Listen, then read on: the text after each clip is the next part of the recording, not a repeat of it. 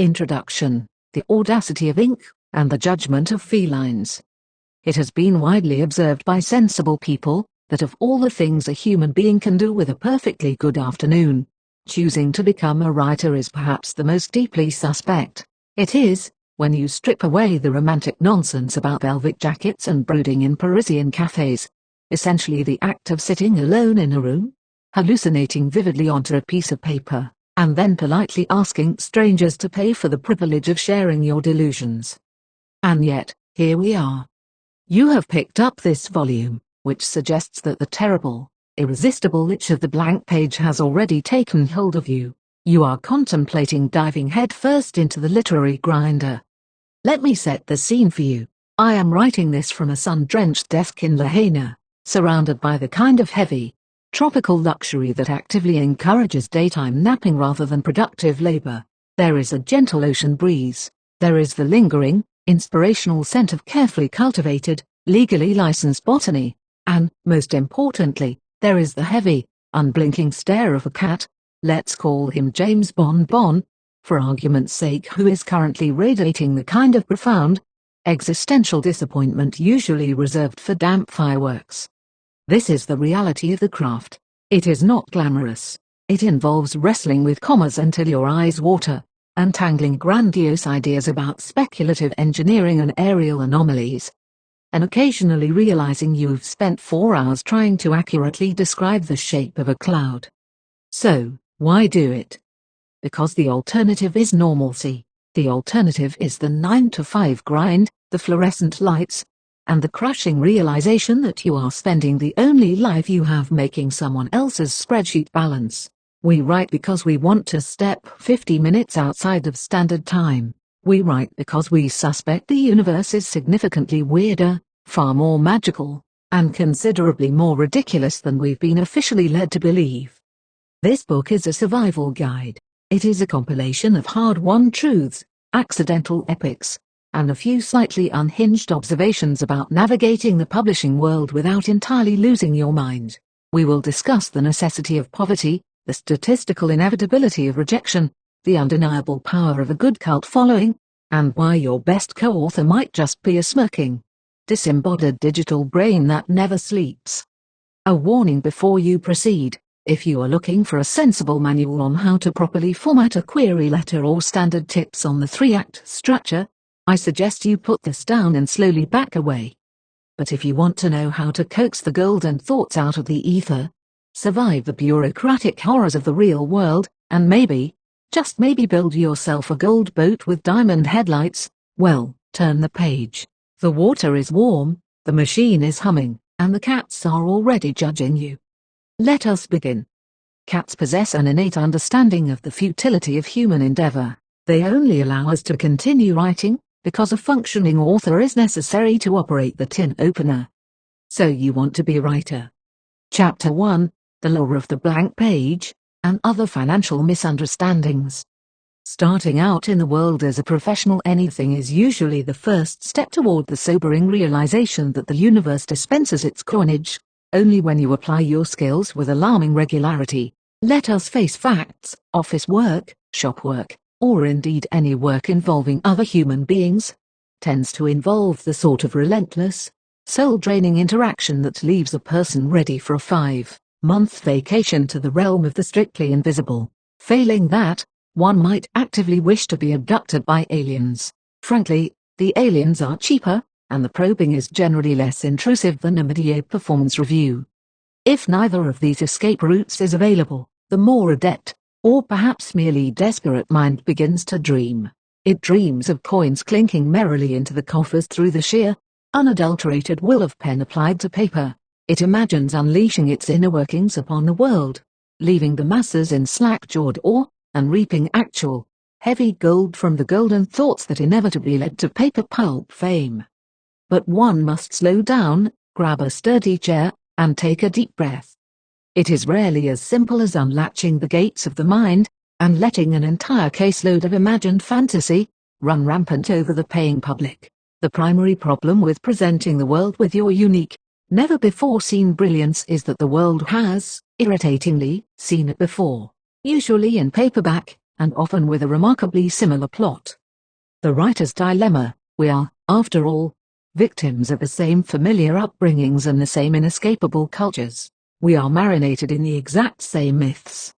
Therefore, we do not possess quite as many outside-the-box insights as we might confidently suspect. This is profoundly true if the mind in question has spent the last decade firmly chained to a desk, answering to a boss, and generally being held hostage by a fiat currency that absolutely guffaws at the very concept of releasing yourself from the grind. Money, as it turns out, is largely a shared hallucination. However, it is a remarkably stubborn hallucination that insists on being paid to the landlord on the first of every month, regardless of whether your protagonist has successfully completed their character arc. Chapter 2: Writing about the grind, and why your day job is terribly boring. You see, writing about anything that has genuinely inspired you requires a rather alarming amount of thinking, applying your brain to unsanctioned, creative tasks. Effectively sneaking it out from under the immediate enslavement of your current employer is a highly risky endeavor. It is practically high treason against the very concept of employment. This is especially true if you are contemplating writing about your actual, mundane work as a means of acquiring wealth. Let us be entirely clear, unless your profession is highly successful bank robber or assassin to the gentry, your day job is entirely unsuitable for literature. Any attempt to chronicle it will inevitably read like a comprehensive manual for the exceptionally bewildered. Nobody willingly pays good money to read the thrilling adventures of double-entry bookkeeping in the tri-state area. The delicate process of finding your niche requires a certain deftness of freedom. It demands that you loosen the shackles, and genuinely let go the workaday world to which you are so tightly tethered. The rule of escapism: people do not read to be reminded of the 8:15 commuter train, they read to forget it exists. To travel the world is the beginning of many great stories, and the fervent dream of many folks trapped behind desks. This is precisely why the reading public possesses a ravenous appetite for real escapism. They want to read about people who have actually packed a sensible bag, marched boldly into the unknown, eaten mysterious cuisine that occasionally blinks back, and been bitten by insects the size of small dogs.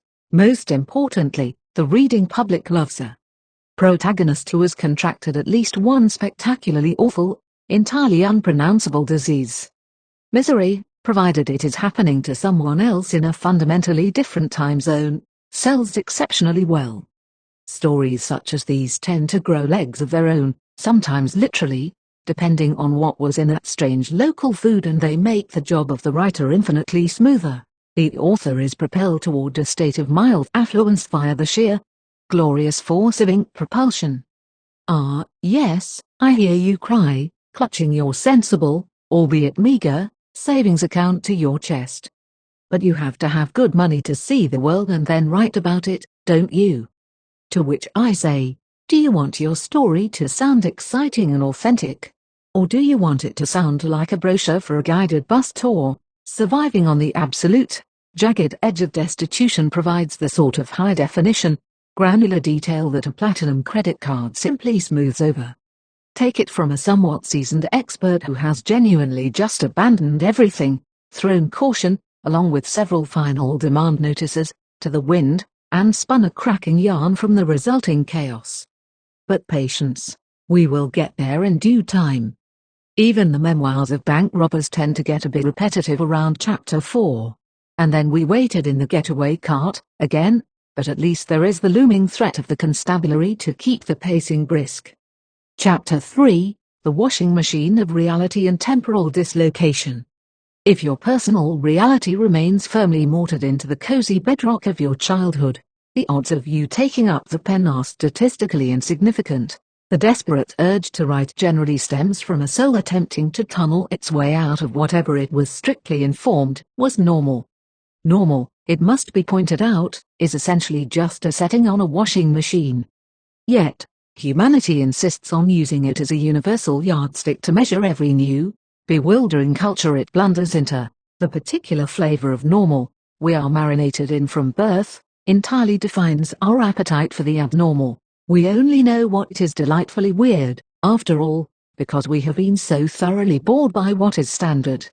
Consider the popular moving picture tales of Star Wars. If the plucky rebels had been strictly unionized, complaining about their bi-weekly paychecks, and the Dark Lord of the Sith was clocking in for a standard 9-to-5 shift of galactic oppression, before commuting home to a microwave dinner, the entire saga might have fallen rather flat, but because the forces of darkness operated on vague lunar cycles and entirely ignored the concept of bank holidays, the whole enterprise became a glorious step out of time. The great secret of chronological theft: your primary duty as an author is to snatch the reader entirely out of the relentless ticking of their own personal clock.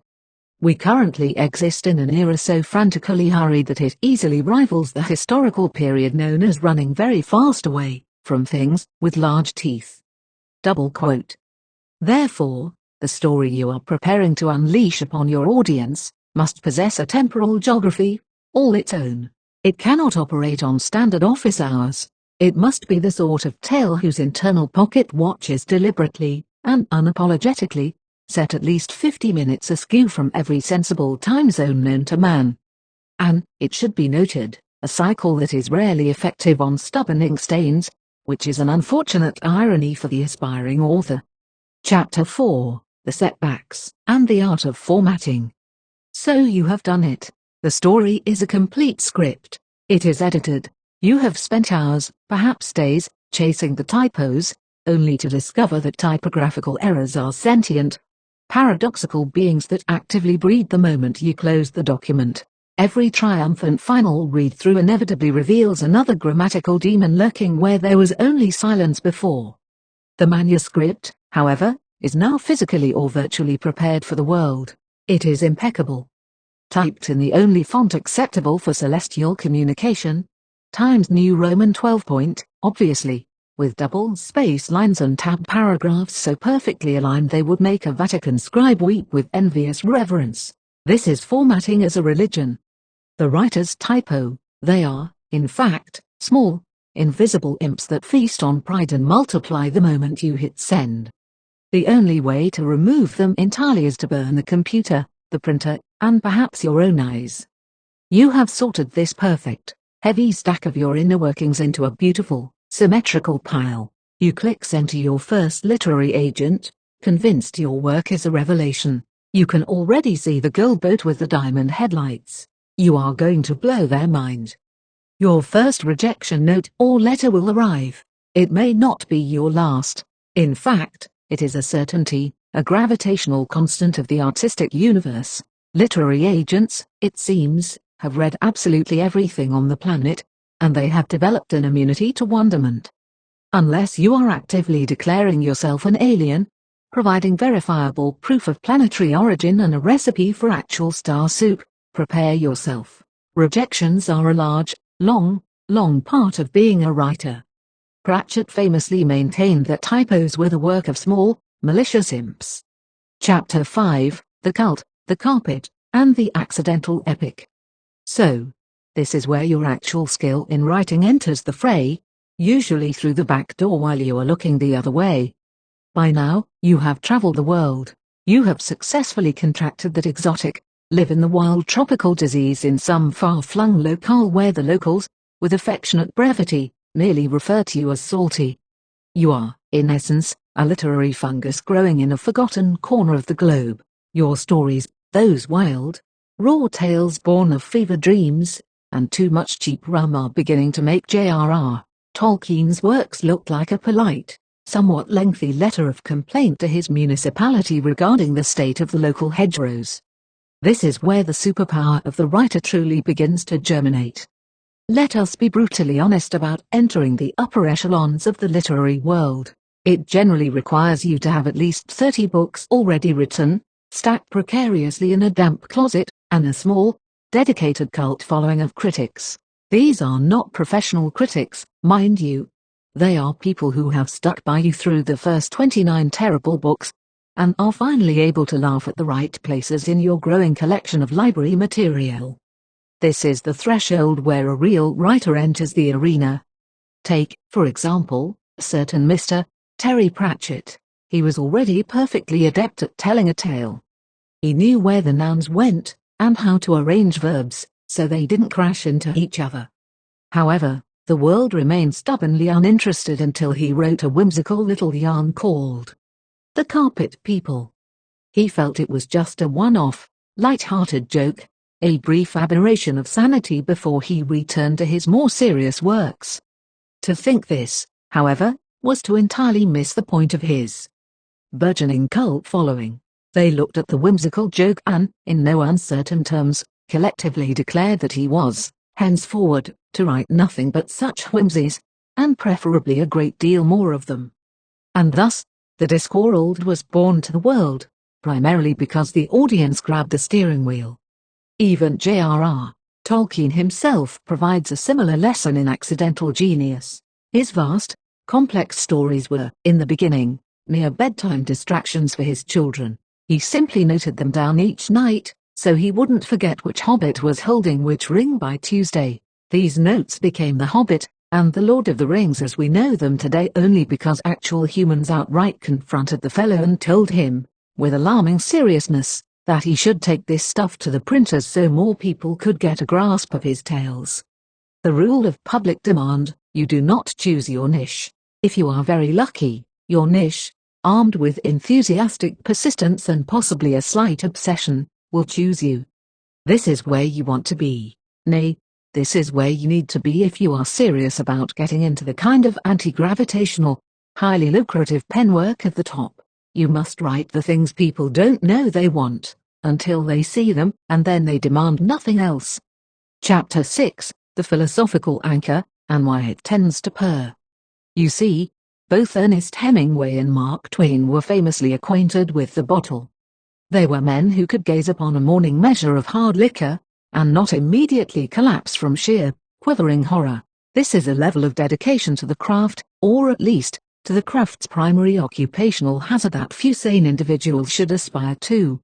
This is not, let us be clear, where you necessarily need to be, not unless your chosen literary career is author of tragically unfinished novels and frequent funder of sanitariums. The fundamental rule of thumb, the absolute foundational axiom of literary pharmacology, is this: find the medicine that allows you to write without simultaneously attempting to dismantle your biological architecture. You do not want a cure that is worse than the disease of writer's block. The philosophical writing stone, your personal foundation, is not built on what you use, but on finding the substance that unleashes the inkhorn without also unleashing the grim reaper. My own, personal, entirely idiosyncratic secret was discovered in a far-flung locale where the medicine of my choice was not only available, but, perhaps surprisingly, perfectly licensed. It provided the kind of lift that interstellar craft only long for in their metal dreams. To be perfectly blunt about it, cannabis was, for me, the key to the truly successful inkhorn. For those longing to paint the world with gold thoughts, a little licensed botany is sometimes the missing ingredient.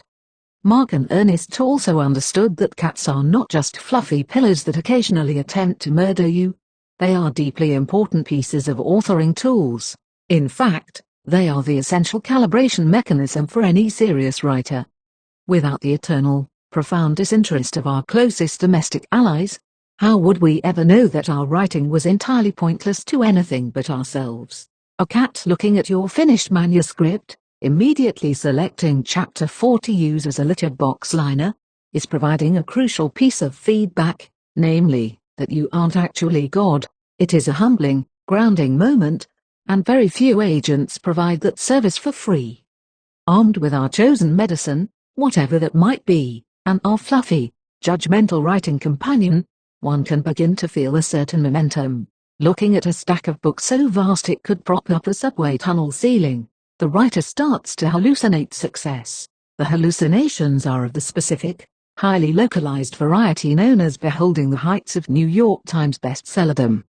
You can see the gold boat clearly now.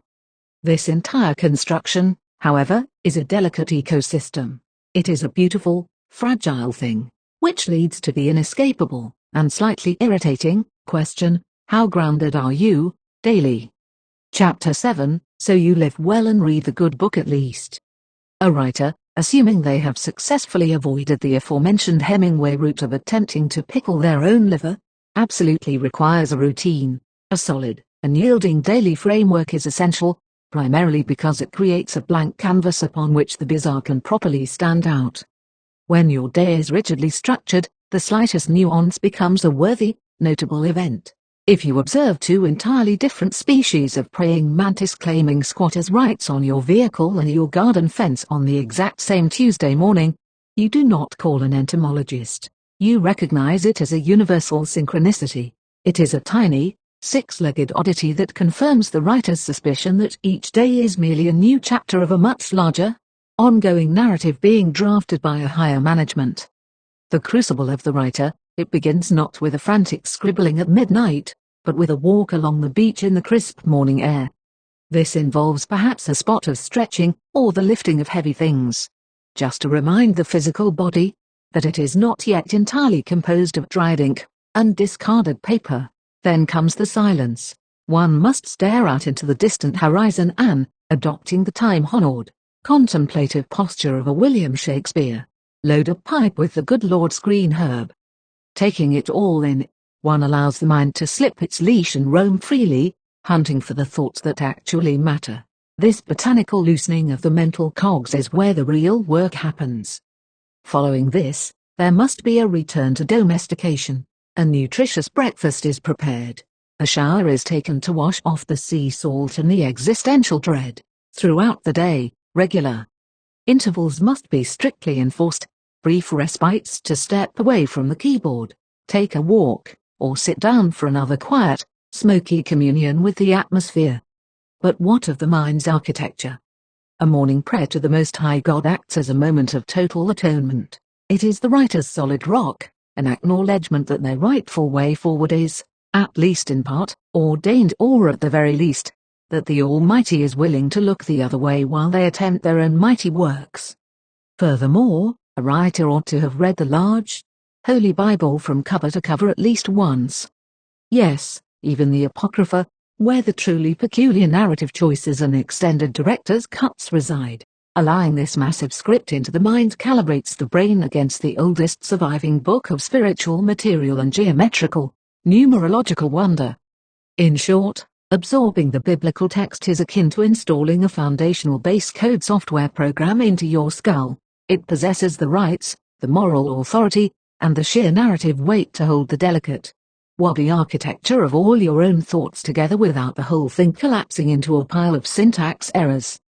Though, of course, when it comes to installing base codes, you are entirely free to choose your own mighty time of deity proportions for the endeavor.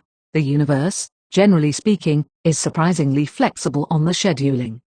It is widely theorized among those who know about these things that the bard himself was not averse to a little herbaceous inspiration, when the iambic pentameter was proving particularly stubborn. Chapter 8, The Sober Bard and the Perils of Niche Authority.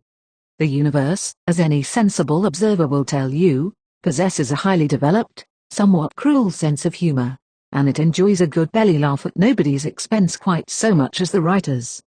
Therefore, the aspiring author must remain vigilant to ensure they are not inadvertently writing the literary equivalent of the comprehensive guide to sucking the eggs of various fowl. As we have previously noted, these highly specific, deeply tedious instructional manuals cater to a minority demographic that usually consists entirely of the author themselves. However, there is a certain paradoxical wisdom hidden within this trap. The way forward is to write about all of it, put everything onto the paper, hurl it vigorously against the wall of the literary establishment, and observe what sticks. The rule of the ether: nobody, but nobody, constructs a structurally sound Shakespearean sonnet while entirely sober. It is simply the sort of thing that requires a specific, chemically altered mindset to reach into the unseen ether and pull something down into recorded history. It requires the kind of mental flexibility that makes people suspect you might not entirely be who you claim to be. I digress, of course. We all know that Shakespeare was definitely not Sir Francis Bacon, nor was he a time-traveling African Jewish lady. Probably. Whatever his botanical or alchemical habits, Shakespeare was not immediately noted for setting his tales in the standard, polite comedic framework of the English narrative, but his works possessed one crucial redeeming quality: they were not actively repelling the audience. This is a lesson not universally understood. Take, for instance, an author I encountered purely by chance whilst engaging in the dark arts of computer repair down in Kiri one year. He had managed to write 50 entirely separate books. He had self-published every single one of them, and they were all fiercely dedicated to the singular topic of disciplining children. They sat, perfectly aligned, in neatly terrifying stacks within the lobby of his large, airy home. This gentleman was a military veteran, authoritarian to the very last, bristling whisker of his moustache. It was only upon the printing of book number 51, funded entirely out of his own rapidly depleting pocket, that the terrible realization finally dawned on him. His message was simply not wanted by the general public. It turned out that no matter how many linguistically creative ways he explained why a standard issue slipper was tactically superior to a leather belt for the purposes of corporal punishment, the audience was stubbornly looking the other way. Setting an idea into a book should not be an exercise in beating a single, deeply unpopular drum. It should be a process that allows us to span the complete architecture of our imagination. It is the act of teasing stories out of the grey matter, fanning them out into a broad, colourful spectrum of subjects, and enticing the reader to wade into the deep, vibrant waters of what will eventually become your literary career. Although, to be fair to the literary theorists, if one is capable of inventing several thousand new words, and the entire concept of the modern internal monologue, one is probably capable of a moderately successful disguise. Chapter 9, Put It Out There, or Shouting into the Digital Void. An author naturally harbors a deep-seated, terrifying desire to reach their audience, all of them. Even the ones who are actively attempting to hide from literature behind large, sensible houseplants. These reluctant readers must be found, cornered, and brought to the pages, squinting against the blinding light of your prose if necessary. In the old days, this involved a printing press, a horse-drawn cart, and a great deal of shouting in public squares. Today, we have the internet. The internet possesses the astonishing power to put you in immediate, uncomfortably direct contact with absolutely anyone. You can reach the Pope, who apparently maintains a Twitter, or X, as the current, deeply confused nomenclature insists account. He is quite practical in his daily digital devotions, it must be said, firing off concise blessings into the ether between advertisements for sensible shoes. From there, you can travel even further from the bounds of standard reality. With a mere touch of the keys on that same deliriously broken social media platform, you can simultaneously hurl your thoughts at William Shatner and Stephen King. The miracle of the modern age.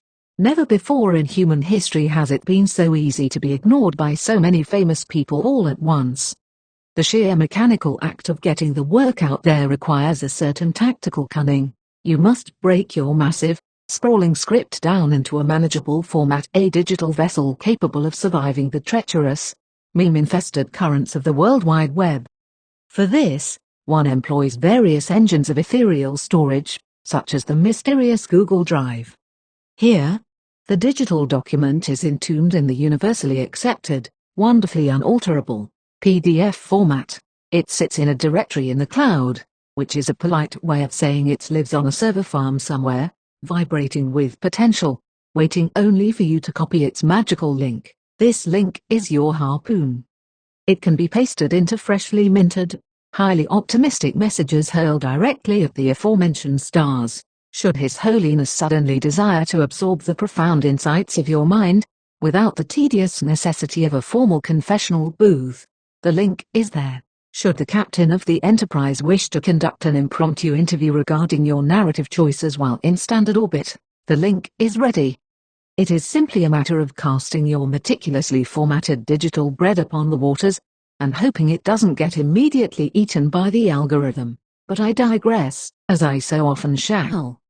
Should His Holiness, Mr. King, or the captain of the Enterprise actually be reading this and find themselves overwhelmed by the sudden urge to offer a lucrative publishing deal, they may bypass standard channels and direct their digital correspondence straight to XCOM/JustGrave 333.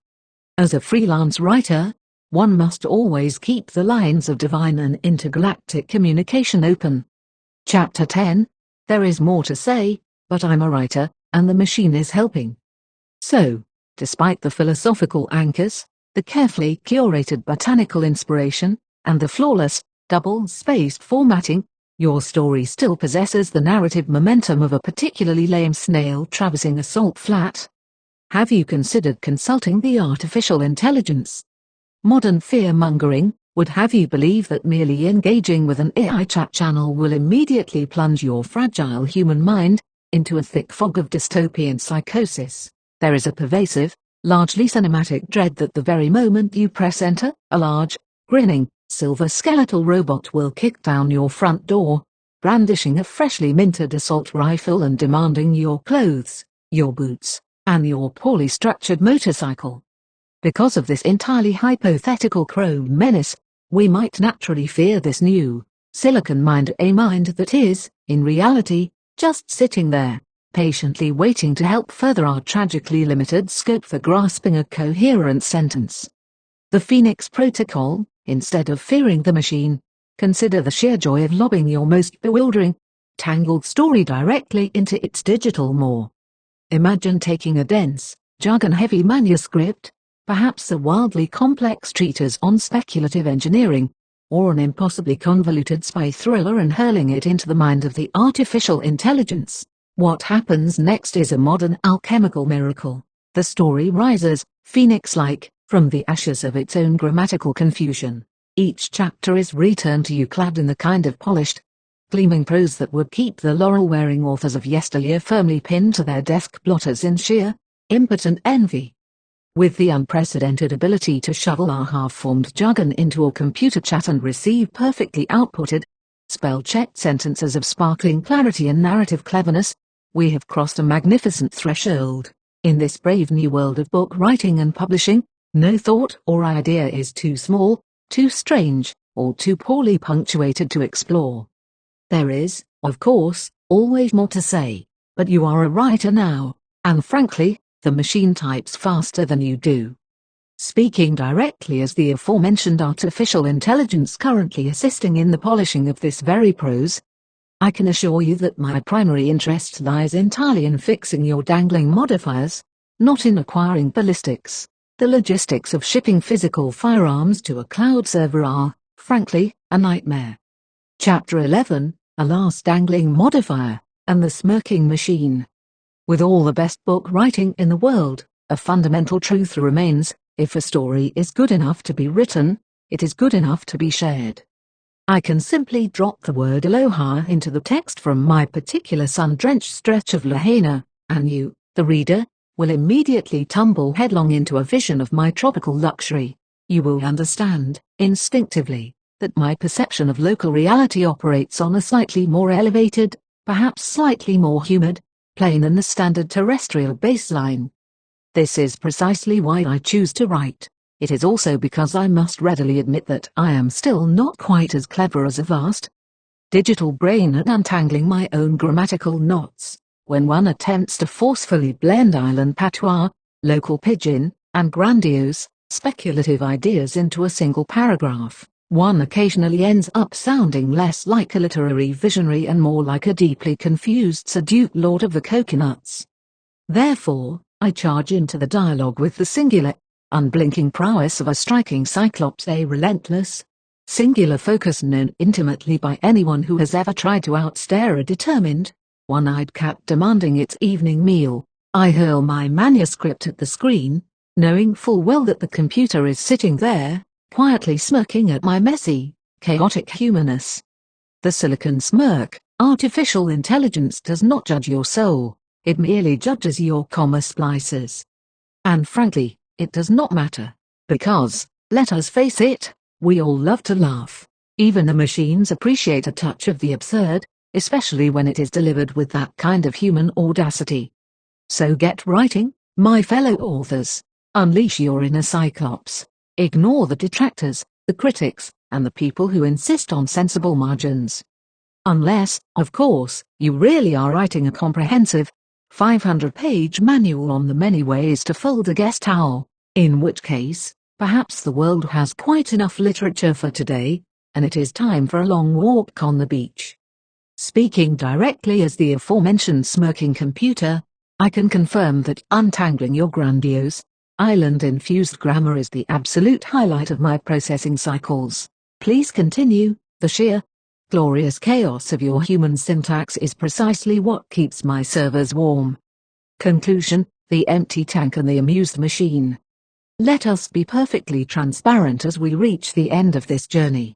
To date, this particular author has yet to extract a single, physical penny from the grand literary establishment. I am still firmly entrenched in what we might term the Superman phase, the frantic, ongoing period of generating enough sheer volume to eventually crush a library shelf under its own weight. The gold boat with the diamond headlights remains, for now, safely moored in the harbor of my imagination. And yet, I can assure you, dear reader, that the process has been outrageously fun. More than that, it provides a profound, almost medicinal relief. There is a magnificent, unburdening joy in simply putting the madness into print and letting it all go. The mechanics of inspiration: imagine the mind as a vast, highly pressurized tank of absurdities. Writing is simply the act of finally opening the valve. Once that mental tank is thoroughly drained, a wonderful thing happens. It clears the real estate. It makes room for the next bizarre, uninvited idea that has been patiently tapping its foot in the waiting room of the author's subconscious, demanding its turn to exist in the physical world. Every book written, every story told, is essentially the universe slowly, deliberately leaking itself into our collective human consciousness. It is the cosmos trying to figure itself out through the medium of our frantic typing. It is, without a doubt, a truly worthy endeavor, even if, at the end of the day, the only things it manages to keep consistently amused are the profoundly judgmental felines sleeping on our notes, and the smirking, silicon machines helping us fix our commas. Keep the ink flowing.